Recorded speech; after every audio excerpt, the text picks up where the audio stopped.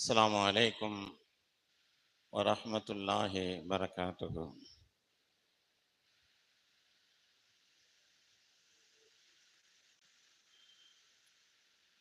Umar அவர்கள் ஆண் தாய் என்கிற தலைப்பிலே நடைபெறுகிற இந்த நூல்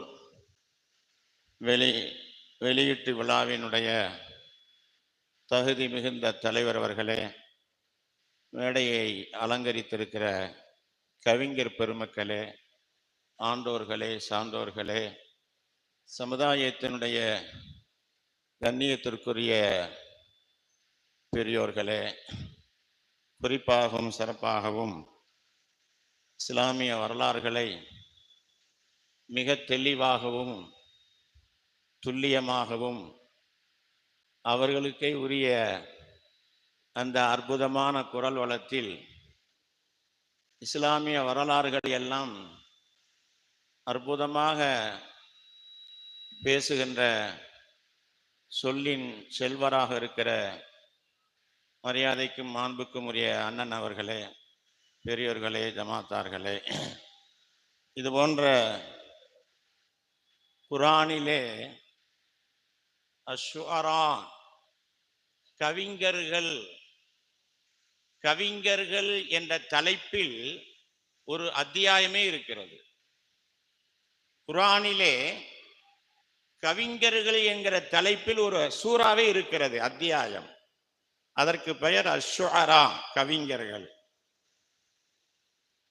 யாரும் வருத்தப்பட வேண்டாம். கவிஞர்கள் செய்யாததையெல்லாம் சொல்லுகிறார்கள் என்று அதிலே சொல்லுவான்.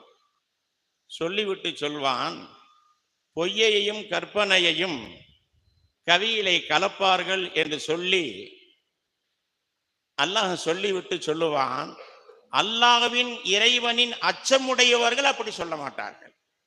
அவர்களுடைய கவி இருக்கிறதே தூய்மையானதாக இருக்கும், உண்மை நிறைந்ததாக இருக்கும், வாய்மை நிறைந்ததாக இருக்கும், போற்றுதலுக்குரியதாக இருக்கும், எல்லோருடைய இதயங்களையும் ஈர்க்கத்தக்கவைகளாக இருக்கும், உண்மையினுடைய வடிவமாக இருக்கும். யாருடைய கவி, யார் இறைவனை அஞ்சுகிறார்களோ, யார் இறைவனை பயப்படுகிறார்களோ, யார் இறைவனை துதிக்கிறார்களோ, யார் இறைவனை நினைக்கிறார்களோ, அப்படியான கவிஞர்களை தவிர என்று அல்லாஹ் சொல்லுகிறார்.